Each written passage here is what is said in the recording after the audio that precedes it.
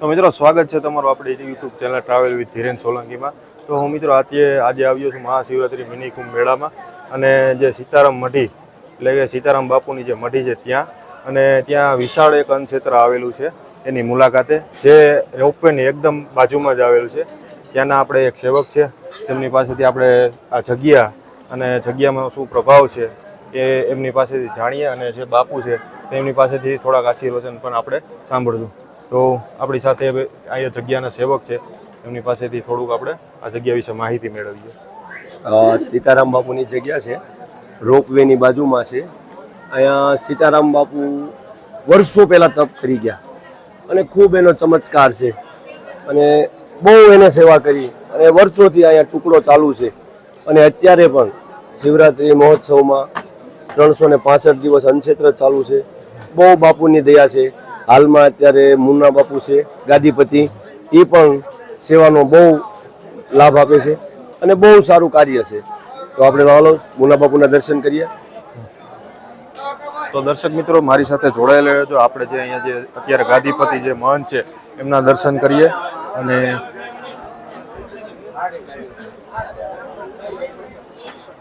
અત્યારે જગ્યાના મહંત મુન્ના બાપુ છે અને 300 જય ગિરનારી બાપુ, હર હર મહાદેવ। 365 દિવસ અહીંયા અન્નક્ષેત્ર ચલાવે છે રોપવીની બાજુમાં। મિત્રો તમે જે બાપુ અહીંયા જે ગાદીપતિ છે તેમના દર્શન કરી શકો છો। તેમનું નામ છે મુન્ના બાપુ અને હવે આપણે જે આ જગ્યા છે તેનું આપણે દર્શન કરીએ અને જે અન્નક્ષેત્ર ચાલે છે તેના વિશે પણ આપણે જાણીએ કે આ રોજ કેટલા લોકો જમે છે અને કેટલું અહીંયા માણસ આવે છે। તો ચાલો આપણે આગળ જોઈએ। આજનો 5 દિવસ કાયમિક માટે અલગ અલગ ભોજનની વ્યવસ્થા છે।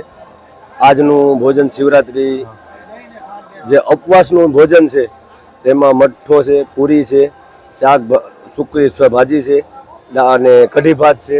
આવી જ રીતે કાયમિક માટે સીતારામ બાપુ કાયમિક માટે જમાડે છે। અન્નક્ષેત્ર 365 દિવસ ચાલુ છે। તો તમને મારે એ પૂછવાનું છે કે રોજ અહીંયા કેટલા લોકો જમે છે? અને રોજનું 100 માણસો જમે છે। 100 માણસો રોજ શિવરાત્રી દરમિયાન જ કે નહીં 365 દિવસ 100 માણસો જમે। અત્યારે શિવરાત્રીનું તો રોજનું 1000 માણસ જમે છે। 1000 થી વધારે માણસ, 1000 થી માણસ બધું જમે છે। અને અત્યારે આપણે આઈટમમાં શું શું છે? આઈટમમાં અત્યારે આજની ફરાળી આઈટમ બધી હતી।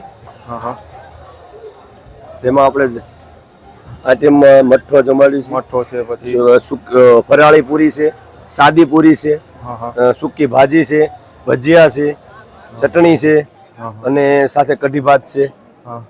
જે આપણે અહીંયા ભજન સંતવાણી જેવો પ્રોગ્રામ થાય છે। સંતવાણીનો કાર્યક્રમ સવારમાં 9 વાગ્યાથી બપોરના 12 વાગ્યા સુધી છે।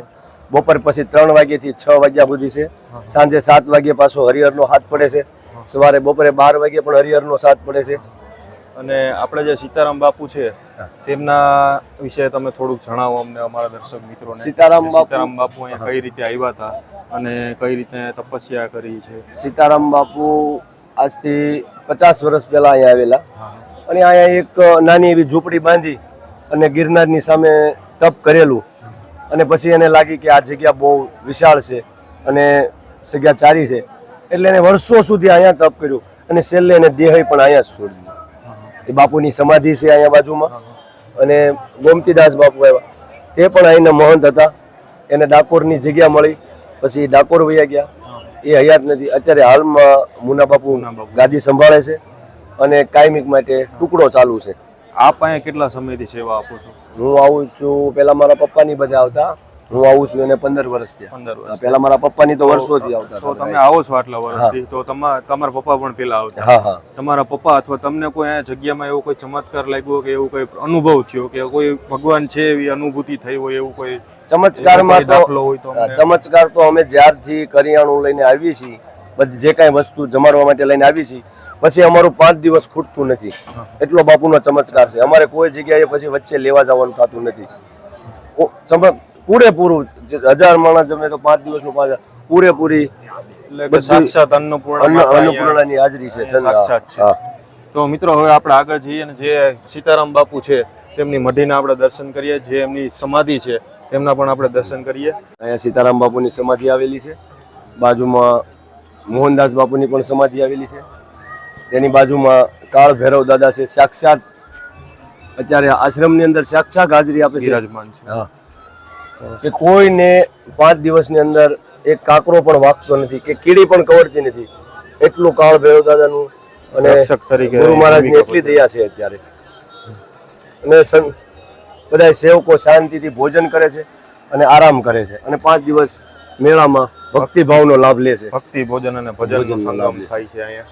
તો હવે આપણે આગળ જગ્યામાં જઈએ અને આગળ રસોડામાં જઈ રસોડાનું જે કરિયાણું અહીંયા કેટલું કેટલું લેવામાં આવે છે અને કેટલું અહીંયા પીરસવામાં આવે છે એ તો આપણે જોયું, પણ જે અન્નનો ભંડાર છે ત્યાં કેટલું અન્ન રાખવામાં આવ્યું છે એ પણ આપણે જોઈએ.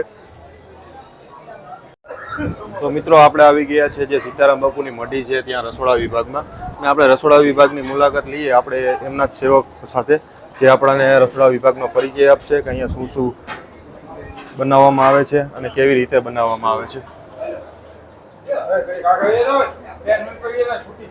અમારી પાસે કાસા શાકભાજીનો પણ હજી સ્ટોક છે અને આપણા સ્વયંસેવક છે તે પણ પોતે જ રસોઈ બનાવે છે. 5 દિવસ સેવામાંથી આવીને રસોઈ બનાવે છે. આપણા રસોઈયા પણ છે. તો કેવું ચાલો આ બધી જે રસોઈ બને છે તો ઘણા વડીલો કહેતા કે ગેસની બનાવેલી વસ્તુ ન ખવાય, તો અમે અહીંયા જાતે લાકડાની અને ચૂલું ઉપર જ બનાવીએ છીએ. લાકડા ઉપર બધી રસોઈ લાકડા ઉપર જ બનાવીએ છીએ. બરાબર. અને બધી અહીંયા ચૂલી સગડી છે એ પવનથી લાકડાથી ટેકનોલોજીનો ઉપયોગ કરીએ છીએ. આમ દેશી પણ ટેકનોલોજીનો ઉપયોગ કરો છો. તો ખૂબ વિશાળ રસોડું છે તમારું. છે. હજી અમારી પાસે આજે શિવરાત પૂર્ણ થાય છે છતાંય હજી અમારી પાસે 2-3 દિવસ ચાલે એટલું બધું હજી કરિયાણું પડ્યું છે. બરાબર છે. અને દાતાનો ખૂબ સહકાર છે. અહીંયા તમામ વસ્તુ જે કાંઈ આવે છે એ બધી દાતાશ્રીઓ ઉપર જ આવે છે. કોઈ વસ્તુ ખરીદી કરીને લેવામાં આવતી નથી. બધી વસ્તુના દાતા જ છે. ઈશ્વરના આશીર્વાદ કહેવાય કે આ બધું વસ્તુ વગર માંગે આવી છે. જેમ કે આપણે બાપા સીતારામ એમાં જ સીતારામ બાપુની મઢી છે. બરાબર છે. તો મિત્રો આપણે અન્ન ક્ષેત્રની મુલાકાત લીધી અને રસોડાની પણ મુલાકાત લીધી. ખૂબ વિશાળ રસોડું છે અને જાજી સંખ્યામાં લોકો કાયમી જમે છે. રોજે રોજ 365 દિવસ અહીંયા રસોડું ચાલે છે, એટલે કે રોજના 100 થી 150 જણા તો અહીંયા જમે જ છે. અને શિવરાત્રી મેળા દરમિયાન 1000 થી 2000 જેટલા લોકો અહીંયા જમે છે. અને મિત્રો હવે આપણે આ બધું તો જોઈ લીધું, પણ જે મેન અહીંયા બાપુ છે મુન્ના બાપુ ગાદીપતિ, તેમની પણ આપણે મુલાકાત લઈએ અને એમની પાસેથી આપણે થોડાક આશીર્વચન સાંભળીએ. તો મિત્રો જોડાયેલા રહેજો મારી સાથે વિડીયોમાં. આપણે જઈએ આપણે મુન્ના બાપુ જે અહીંયા ગાદીપતિ છે એમની પાસે. મારી ચોથી પેઢી છે. સીતારામ બાપુ, ગોમતીદાસ બાપુ, એ મોહનદાસ બાપુ, સીધુંનો અહીં અન્નક્ષેત્ર હાલે છે. અને હવે હું આવ્યો છું. અમને મારે છે પરંપરા, રાત્રે સુવાની વ્યવસ્થા, ભોજન, કોઈને પેટ પૂરા બધું હાલે છે. ભગવાનની દે ભેદભાવ નહીં કોઈ.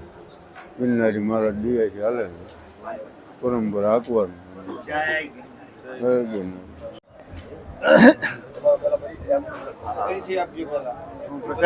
પ્રકાશભાઈ મહેતા, વિશ્વ હિન્દુ પરિષદ સૌરાષ્ટ્ર પ્રાંત સંયોજક, મઠ મંદિર આવ્યા. અહીંયા સીતારામ બાપુ ગિરનારના પાવન સાનિધ્યમાં સીતારામ બાપુની પ્રેરણાથી અને સીતારામ બાપુની તપસ્વી ભૂમિમાં સીતામઢી તરીકે જે પ્રખ્યાત છે એમાં અવિરત 3-4 પેઢીથી અન્નક્ષેત્ર ચાલે છે. નિઃશુલ્ક અને નાત જાતના કોઈ ભેદભાવ વગર અહીંયા ખૂબ જ બધાને ભોજનની સારી વ્યવસ્થા, ફરાળની વ્યવસ્થા, આરામની વ્યવસ્થા બધું જ સેવક સમુદાય તરફથી કરવામાં આવે છે અને નિસ્વાર્થ ભાવે સેવા કરે છે. જય ગિરનાર. તો જય ગિરનારી મિત્રો, આપણે સીતારામ મઢીની આપણે મુલાકાત લીધી, અન્ન ક્ષેત્રની મુલાકાત લીધી અને જે રસોડું છે રસોડા વિભાગ એમની પણ મુલાકાત લીધી અને બાપુ પાસેથી આપણે થોડાક આશીર્વચન પણ સાંભળ્યા. અને હવે મિત્રો અહીંના જે કલાકાર છે મેં તમને કીધું હતું આગળ કે જે ભજન સંતવાણી અહીંયા પણ થાય છે, એ ભજન સંતવાણીની થોડીક ઝલક હું તમને બતાવવા માંગુ છું. એટલે જે અહીંયા કલાકાર છે રઘુભાઈ આહિર તરીકે તમે જોઈ શકો છો, રઘુભાઈ આહિરનો ફોટો, અને એ જ આપણી પાસે છે અત્યારે સ્ટેજ ઉપર. એમની પાસેથી હું તમને થોડીક ભજન જે સંતવાણી થાય છે એમની તમને ઝલક સંભળાવવા માટે મેં રઘુભાઈ આહિરને રિક્વેસ્ટ કરી અને રઘુભાઈ આહિર માની પણ ગયા અને આપણાને થોડીક સંતવાણીની ઝલક આપવા માટે. તો આપણે રઘુભાઈ આહિરને પરિચય આપણે સાંભળીએ કે રઘુભાઈ આહિર કયા ગામથી આવે છે અને અહીંયા કેવી રીતના સેવા આપે છે. જય ગિરનારી. જય ગિરનારી. મારું નામ છે રઘુભાઈ આહિર. મારું ગામ છે લંગાળા, પોતે ઉમરાળા તાલુકાનું ભાવનગર જિલ્લો. મારી બાજુમાં પણ છે તીર્થધામ છે, એ પોતે ધના બાપાની જગ્યા કહેવાય, ધના ભગત ધોળાઈ. ખૂબ એવું ગામ છે મારું. અને અહીંયા જુનાગઢની અંદર અમે 5 દિવસ આવી છીએ મેળામાં. આડા દિવસે આવી છીએ. 5 દિવસ અમે ભોજન અને ભજનનો લાભ આપીએ છીએ. અમારા ગામના બીજા છે, અન્ય બીજા ગામના સેવકો છે, એ બધા ભોજનનો લાભ આપે છે. સારી એવી રસોઈ બનાવીને, શુદ્ધ રસોઈ, કે ખોટું કોઈ ગરમ મસાલો આ તે બધા કેમિકલ વાળી નહીં, જમાડે છે ખૂબ. અને અમે અહીંયા ભજનથી બધાને જે કાંઈ પબ્લિક આવે, અમારું ગામનું કે અહીંનું કે બહારનું, એ બધાને આનંદ કરાવી છે ભજન. ગુરુ રામચંદ્ર ભગવાન તારો રે ભરોસો અમને ભારી, એ ગરવો દાતા ગિરનારી રે દાતા, એ ગિરનારી ગિરનારી રે દાતા, એ ગિરનારી ઊંચો છે ગરવો દાતા, નીચે જમિયલ શા દાતા,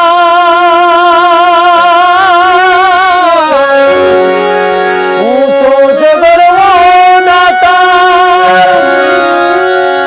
નીચે જમિયલ શા દાતા,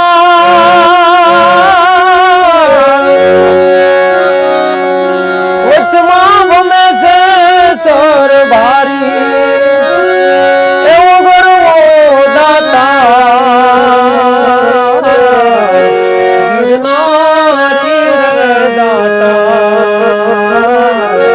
એ ગિરનારી ગિરનારી રે દાતા, એ ગિરનારી. આવો બધો આનંદ કરવી છે ગિરનારની ધરતીની અંદર, અને બીજાને કરાવી છે. પહેલું તો પોતે તમારો આત્મા રાજી થાય તો સામેવાળાનો આત્મા રાજી થાય. તમે ગાતા હો ને ખુદ તમને આત્મા તમારો રાજી ન હોય અને સામેવાળાનો કોઈ દિવસ ન થાય. એ ભજનનું પ્રમાણ છે. અને કાંઈ નિસ્વાર્થ ભાવ રાખ્યા વગર કાંઈ પણ ભજન ગાઓ એટલે આનંદ જ આવે. જય ગિરનારી. ઓમ નમો નારાયણ. તો મિત્રો, અત્યારે મેં તમને જે કંઈ મારી વાણી દ્વારા કે તમને લાભ આપ્યો, મેં થોડુંક ભગવાન ગિરનારી મહારાજનું તમને સંભળાવ્યું અને વાર્તાલાપ કર્યો, સત્સંગ કર્યો. અને હવે આ અમારા થોડા ઉસ્તાદ છે, જે પોતે કે નાની ઉંમરમાં એને બહુ મોટું નામ બનાવ્યું છે હાલમાં. એની બહુ કલા, એક અદ્ભુત કલા છે. એના પપ્પાએ પણ ખૂબ એવી ભજનમાં બધાને સેવા આપી છે ફ્રીમાં.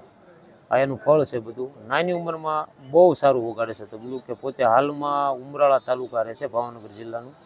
એનું નામ છે હિતેશભાઈ બાદાણી.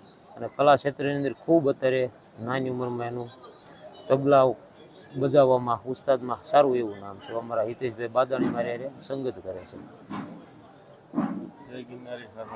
અને અમારે આ ભાઈ પીકે સવાણી, જે પોતે હાલ સુરત રહે છે અને ખૂબ એવી સેવા કરે છે આશ્રમની અંદર, કે ભજનમાં પણ સેવા કરે છે, જળ પાણીની, ચા પાણીની.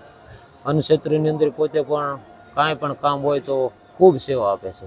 અને પોતે એક હનુમાનજી મહારાજના ઉપાસક છે ખૂબ, કે એને પૂરો હૃદયમાં ભાવ છે હનુમાનજી મહારાજનો, અને શ્રદ્ધા વિશ્વાસ પૂરેપૂરો છે. કે એની સાથે એક એવો બનાવ બની ગયેલો છે કે એમાં હનુમાનજી મહારાજે સાક્ષાત એને અનુભૂતિ કરી કે સેવ હું ધરતી માથે સૌ હોય છે હાલમાં કળીકાળના દેવ હનુમાનજી મહારાજ. એ ભાઈને પૂછવી કે એને હું એવો પડસો આપ્યો, શું કર્યો. અને ભાઈએ હાલની અંદર હનુમાનજી મહારાજની 75,000 હનુમાન ચાલીસાનું વિતરણ કર્યું છે સુરતની અંદર. કે કોઈ પણ માણસને કે ભાઈ હનુમાનજી મહારાજને ત્યાં હનુમાન ચાલીસા બોલવી હોય, આ તે કાંઈક સોંપડ્યું છે, પુસ્તકો છે, એ કોકની પાસે જાય છે તો એને ખબર પડશે કે હનુમાન ચાલીસા શું છે, તો વાંચશે. બાકી કોઈ લઈને એવા ઓછા માણસો છે પુસ્તકો લઈને પછી વાંચે. વાંચવું છે પણ એને, અને ભાઈ પોતે એની રીતે થોડુંક ફેરફાર કરીને એને મોટા અક્ષરે કે કોઈ પણ વ્યક્તિ જેને વાંચન નબળું હોય, મોટી ઉંમરનું ઓળખી મોટી ઉંમરનું હોય, એ પણ વાંચી શકે. તો ભાઈને આપણે પૂછવી કે એને શું હનુમાનજી મહારાજે પરસો આપ્યો. હા, મારું નામ છે પ્રવીણભાઈ પીકે સવાણી નામે ઓળખે છે. મારું ગામ છે નાના સુરકા, જિલ્લો સિંહોર તાલુકો. અને મને રક્ષાબંધનના દિવસે એક્સિડન્ટ મારું થયું હતું અને નાના મગજના 3 ફ્રેક્ચર આવ્યા હતા. ડૉક્ટર પછી 2.5 દિવસે હું કોમામાંથી બહાર આવ્યો. પછી મારા સગા સંબંધીઓ બધાએ એને પૂછપરછ કરી. ડૉક્ટર કે નાનું મગજ મેન ગણવામાં આવે છે. અત્યાર સુધીની અંદર એવો દાખલો મેં જોયો છે કે બધા કેસ ફેલ આવેલા છે. મેન મગજ એટલે 3 ફ્રેક્ચર માણસ જીવતો રહે. પછી બધાએ વાત કરી ને તે કે ખુદ દાદા હનુમાન દાદા એ માણસને પાછો લાવ્યા છે અહીંયા. આ માણસે કે એટલું બધું વિતરણ કર્યું, 75,000 હનુમાન ચાલીસા લોકોને વિતરણ કર્યું. તો દાદા ઉપર એ માણસને એટલો વિશ્વાસ છે એટલે ખુદ દાદા એને લાવ્યા. ડૉક્ટર ખુદ એના મોઢે બોલેલા. આ મારી સાથે એક દાદાએ મને સાક્ષાત દાદાએ ચમત્કાર બતાવ્યો છે. અને કાયમિક સવારમાં હું ધંધા માટે જાઉં છું.